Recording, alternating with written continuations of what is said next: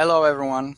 In this lecture I will talk to you about how different types of governments have tried, sometimes successfully and sometimes not so much, to control mass media.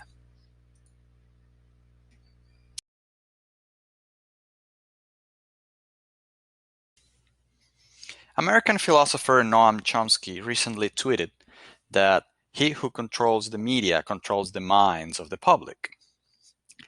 Controlling mass media has always been a controversial and delicate issue.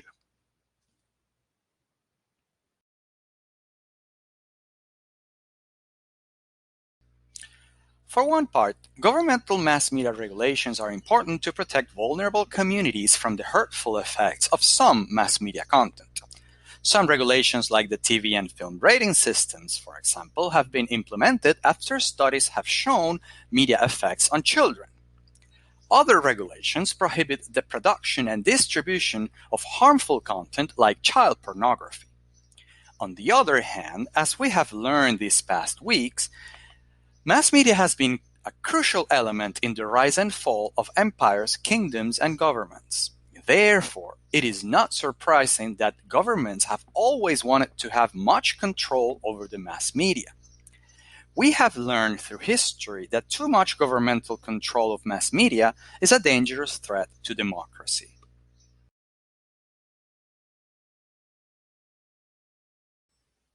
Among the many functions of mass media, there are a few that are of utmost importance for democracy, especially when we're talking about journalism. The mass media provide information to its audience, allowing citizens to make informed decisions. Also, mass media provide a platform for public discourse, facilitating the formation of what we call public opinion. And journalists fact-check and interview political and public figures to increase accountability and transparency. This is the importance of having a free independent press. Let me illustrate with two examples.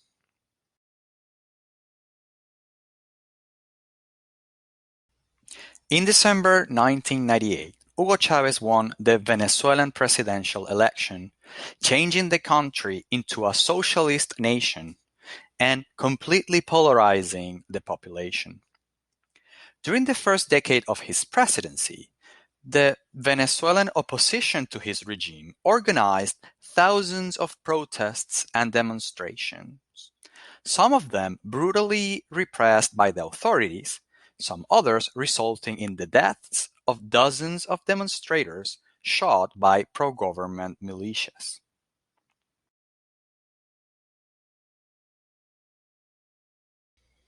Half of the country supported Chavez and his government because of his ideology and the instauration of multiple social programs dedicated to helping those in need. Half of the country rejected Chavez and his administration because of the high levels of corruption, the economic collapse, and Chavez's populist, hyper-nationalist, and divisive rhetoric. They also rejected his authoritarian elimination of the separation of the state's three powers, and also his clear intimidation of opponents and the press.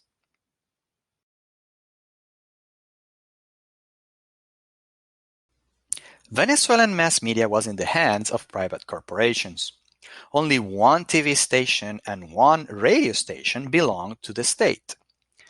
With the arrival of cable and satellite TV, several other private-owned TV stations were available, but only to 33% of the Venezuelan people. Most Venezuelans depended and still depend on free-air TV programming. Newspapers were also corporate-owned. Now, all the private mass media outlets were very critical of Chavez's regime. Some more than others, but still none of them were advocating for Venezuelan socialism. And this infuriated Chavez, who often accused them of spreading Yankee imperialism propaganda lies created to destabilize the country.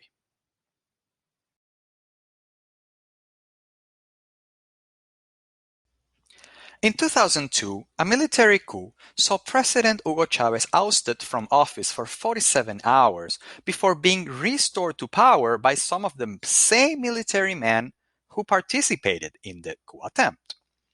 Yeah, I know, it's complicated. Let's just not focus on that. Let's keep going. After regaining control, Chavez blamed corporate media, especially four TV stations, which he called the horsemen of the apocalypse, and declared war on them. He imposed a media responsibility law that was approved 2 years later in 2004.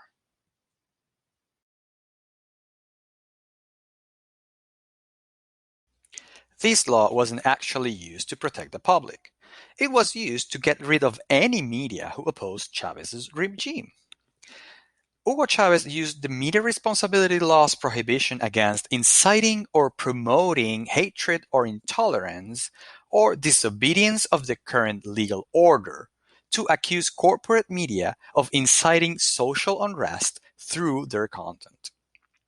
For a while, corporate-owned media didn't pay much attention to Chavez's threat, thinking that he was just simply intimidating them. This changed when in 2007, Chavez, using the law, closed one of the most popular and most vocal against his regime TV stations, RCTV. Then he put a new state-owned TV station in its place. After that, some corporate mass media outlets started to reduce the amount of criticism towards the regime. In 2009, Chavez closed 34 radio stations.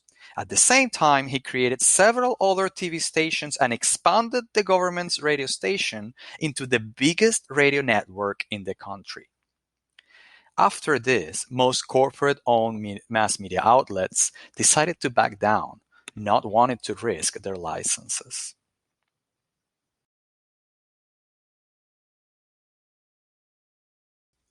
This war between the Venezuelan government and mass media didn't stop there.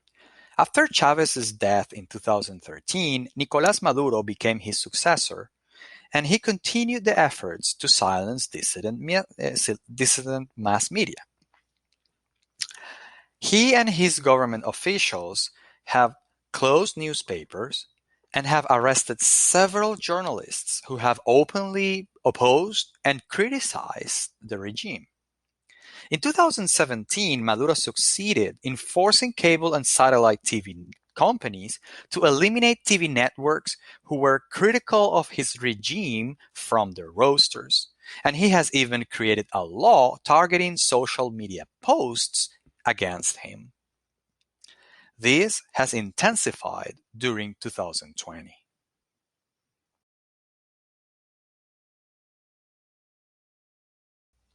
Now, governmental control over mass media is not the only threat to democracy. Private corporate control over mass media can be dangerous too. Let me tell you now about the mass media in Puerto Rico.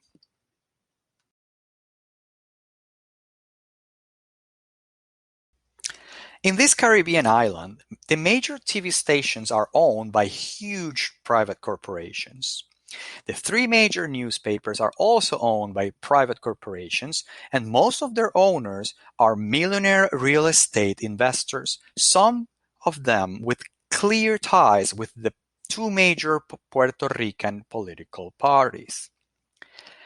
Because of this, their journalism is limited by considerations related to covering trending topics that sell well, not covering issues and subjects that could scare away companies who advertise in their pages, not covering issues related to their own companies and investments, and not being overcritical when it comes to the politicians to the two major parties. As you can see, governmental censorship and control is not the only way in which mass media can be restricted in our society.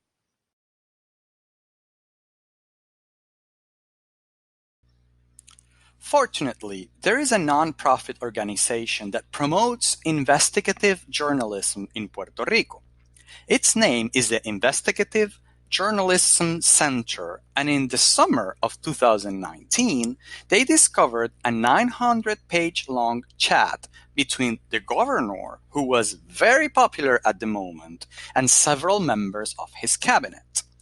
In this chat, not only they mocked and insulted Puerto Ricans in several ways, including making fun of the thousands of deaths after Hurricane Maria, but also they made clear how they were spreading lies, half-truths, and manipulation through mass media and social media, and how they used certain journalists as part of their PR campaign.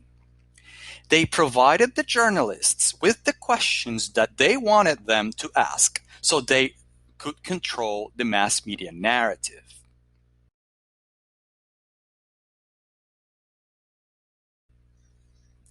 The release of this chat and the Investigative Journalism Center's coverage about the mockery and the way in which these politicians used mass media in their favor created such an uproar in the population that the corporate-owned mass media outlets couldn't help but join in and cover the story from the outrageous perspective in order to free themselves and distance themselves from the manipulation of the governor's administration.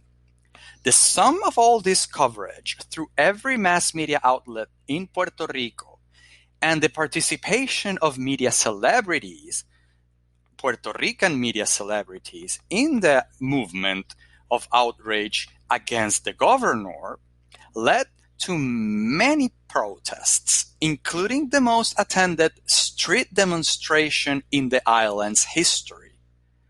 All these protests eventually led to the resignation of the governor.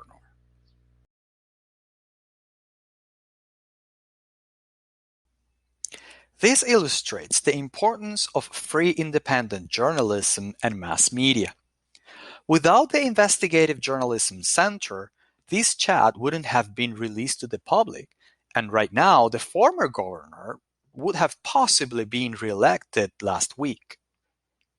This also shows why governments have so much interest in controlling mass media, especially news outlets. This is the reason why things like the debates about the net neutrality of the internet, fake news, and freedom of speech are so important to our democracy.